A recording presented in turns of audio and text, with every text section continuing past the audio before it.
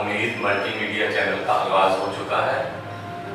इस चैनल में comment box है। अगर आपने मेरे लेक्चर के मुताबिक कोई सवाल करना हो तो आप कमेंट बॉक्स में कोई क्वेश्चन कर सकते हैं। हम केमिस्ट्री के पहले चैप्टर का आगाज़ करते हैं, फंडामेंटल और केमिस्ट्री। इसमें मैं दो चीज़ें डिस्कस करूँगा, साइंस और केमिस्ट्री। साइंस को मैं तीन टॉपिक्स के अंदर बयान करूँगा। Number 1 meaning of science, number 2 definition of science, number 3 example of science. First of all, what is the meaning of the science? The word science has been derived from the Latin word scientia. Scientia meaning knowledge. Word science का लफ्ज़ लातीनी ज़ुबान के लफ्ज़ से लिया गया है scientia से, जिसका मतलब है इल्म। साइंस की केमिस्ट्री में डेफिनेशन ये है, the knowledge that provides understanding of this world and how it works. ऐसा इल्म जो दुनिया को समझने में मदद देता है और ये दुनिया कैसे काम करती है, इस इल्म को केमिस्ट्री में साइंस कहते हैं। For example, air is the mixture of gases. हवा मुख्तलिफ गैसों का मिक्सचर है। इसमें oxygen gas, carbon dioxide gas, nitrogen और दूसरी गैसेस मौजूद हैं। ये इल्म हासिल करना साइंस कहलाता है। ऑक्सीजन गैस जो है that is used for the respiration in animals, and carbon dioxide is used for the photosynthesis in plants. Nitrogen gas is used to prevent the expansion of fire in the world. हवा में जो मुख्तलिफ gases मौजूद हैं, oxygen जानवरों में respiration के दौरान इस्तेमाल होती है, कार्बन डाइऑक्साइड पौधों में फोटोसिंथेसिस के दौरान इस्तेमाल होती है, और नाइट्रोजन इस पूरी दुनिया में आग के फैलाव को रोकती है। ये नॉलेज हवा के मुताबिक हमने जो हासिल किया कि हवा में गैसेस कौन सी हैं और ये गैसें क्या काम कर रही हैं, ये नॉलेज साइंस कहलाता है। Next branch of the chemistry is analytical chemistry. The branch of chemistry that deals with the separation and analysis of sample to identify its component. Chemistry की वो शाखा है जिसमें किसी भी सैंपल के हम सेपरेशन करते हैं, यानी उसको अलग करते हैं, एंड एनालिसिस सैंपल और सैंपल का तज्जिया करके उसके कंपोनेंट्स का पता लगाते हैं। For example, let we take some sugar and heat up sugar on the flame of fire. हम थोड़ी सी चीनी लेते हैं और उसको चीनी को किसी चीज़ पर डाल के उसको आग के ऊपर गर्म करते हैं।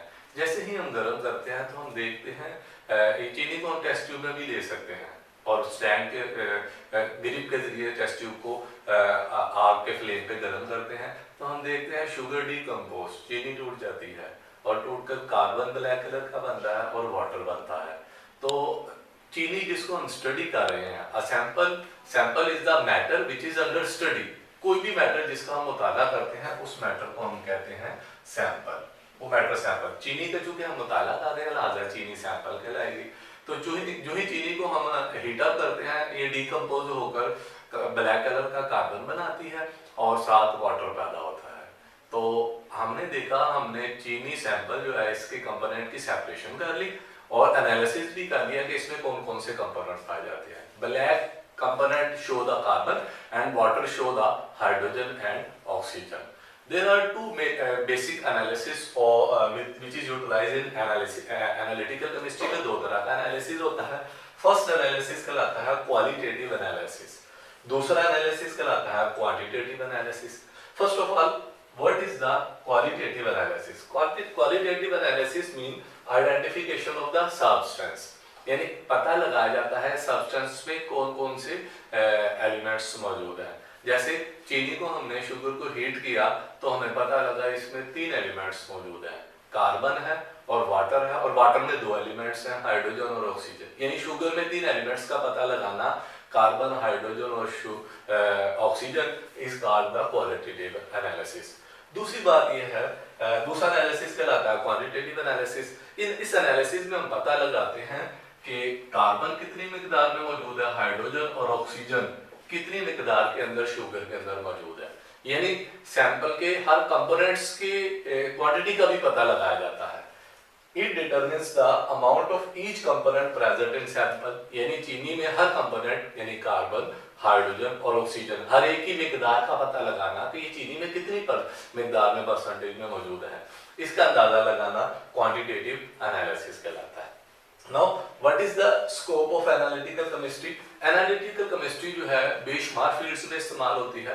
It covers food, फूड में भी यूटिलाइज हो रही है, इसका इस्तेमाल वाटर में भी हो रहा है, एनवायरमेंटल और क्लिनिकल एनालिसिस माहौल में, और कोई भी क्लिनिकल एनालिसिस जो है उसके अंदर ये ब्रांच इस्तेमाल। Environmental chemistry, the branch of chemistry in which we study the components of environment and effects of human activities on the environment. इस ब्रांच में हम दो चीज़ों का मुताला करते हैं। नंबर वन, हम माहौल के कंपोनेंट्स, एनवायरनमेंट्स के कंपोनेंट्स का मुताला करते हैं। नंबर टू, इस ब्रांच के अंदर इंसान की एक्टिविटीज़ की वजह से माहौल पर क्या इफेक्ट हो रहा है, असर हो रहा है, उसका मुताला करते हैं। First of all we discuss here what is the component of environment. हमारे माहौल के बेसिकल दो कंपोनेंट्स हैं। हमारे एनवायरनमेंट में दो चीज़ें मौजूद हैं, एक बायोटिक कंपोनेंट्स हैं। बायोटिक कंपोनेंट्स में माहौल में पाई जाने वाली तमाम लिविंग थिंग्स, जानदार चीज़ें शामिल होती हैं, जिसमें एनिमल्स, प्लांट्स वगैरह शामिल हैं। दूसरा एबायोटिक कंपोनेंट है। एबायोटिक कंपोनेंट में नॉन लिविंग थिंग्स शामिल होती हैं, बेजानदार चीज़ें जो है वो शामिल होती है, जिसमें उसमें वाटर शामिल है, ऑक्सीजन शामिल है, कार्बन डाइऑक्साइड गैसेस, सॉइल, मिट्टी शामिल है। ये सारी चीज़ें एबायोटिक कंपोनेंट में शामिल होती है। इस ब्रांच के अंदर हम लिविंग का भी मुताला करेंगे और नॉन लिविंग थिंग्स को भी स्टडी करेंगे। नंबर टू, इंसान का माहौल पर क्या असर हो रहा है। You know, human is greatly effecting on the environment. सबसे बड़ा ये है कि इंसान की वजह से माहौल में पोल्यूशन पैदा हो रही है, एयर में पोल्यूशन हो रही है, अर्थ में पोल्यूशन हो रही है, वाटर में पोल्यूशन हो रही है। इसके अलावा मुख्तलिफ किस्म के इंसान की वजह से माहौल पे असरात आ रहे हैं, सॉइल की क्वालिटी डिस्टर्ब हो रही है, एयर की क्वालिटी डिस्टर्ब हो रही है। तो इंसान माहौल पर जो जो इफेक्ट्स डाल रहा है, उन तमाम इफेक्ट्स का मुताला इस ब्रांच में किया जाता है। एप्लीकेशन, ये ब्रांच कहाँ इस्तेमाल होती है। एनवायरमेंटल केमिस्ट्री का जो नॉलेज है, इसको हम पोल्यूशन को इम्प्रूव करने के लिए और पोल्यूशन को प्रोटेक्शन के लिए यूटिलाइज करते हैं। यानी इस ब्रांच में स्टडी करते हैं कि हमने वाटर पोल्यूशन कैसे ख़त्म करनी है। इस ब्रांच के ज़रिए हम स्टडी करते हैं कि हमने एयर पोल्यूशन कैसे ख़त्म करनी है।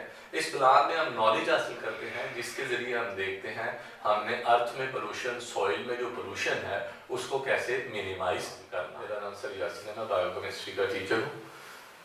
मैं UMC उम्मीद मल्टीमीडिया चैनल के थ्रू आपको खुश आमदीद कहता हूँ। मेरा नेक्स्ट लेक्चर है, we are discussing the branches of the chemistry. Next branch is nuclear chemistry. The word nuclear shows the nucleus.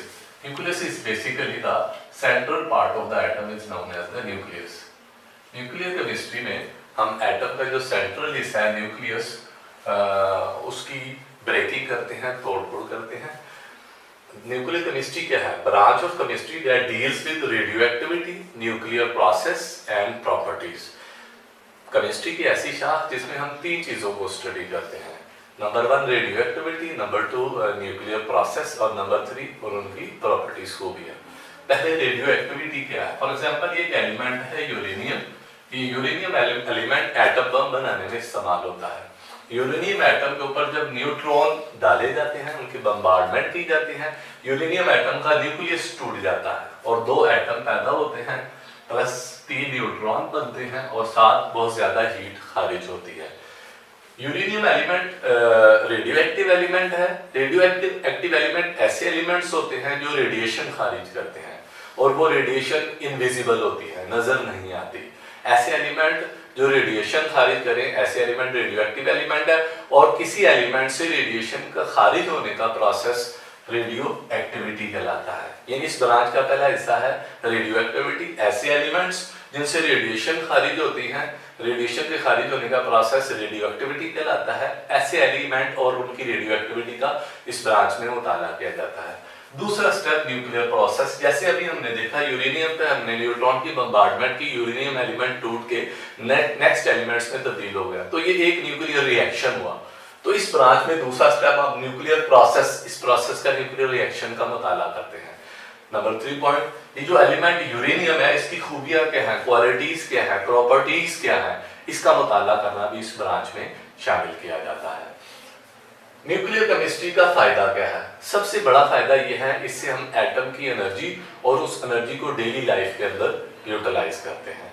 For example हम यूरेनियम एलिमेंट को मुख्तलिफ पावर प्लांट्स के अंदर यूटिलाइज कर रहे हैं। जैसे कराची में चश्मा पावर प्लांट है, उसमें ये रेडियो एक्टिविटी और न्यूक्लियर केमिस्ट्री ब्रांच को यूटिलाइज किया जाता है और उससे रेडियो एक्टिव एलिमेंट्स, यूरेनियम और दूसरे रेडियो एक्टिव एलिमेंट्स को ब्रेक करके हीट पैदा की जाती है। उस हीट से पानी को स्टीम में तब्दील किया जाता है और स्टीम से टरबाइन चलाई जाती है और टरबाइन से जनरेटर चलता है और उससे बिजली पैदा होती है। यानी हम एटम की एनर्जी को डेली लाइफ में यूटिलाइज भी कर रहे हैं।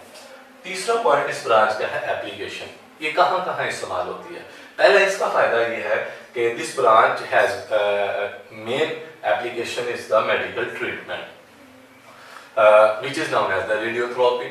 Treatment of any disease utilizing the radiation is known as the radiotherapy.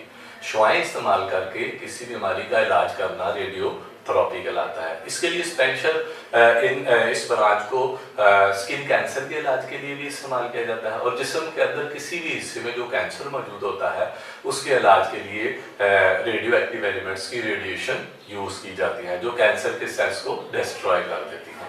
दूसरा इसका फायदा है प्रिजर्वेशन ऑफ फूड।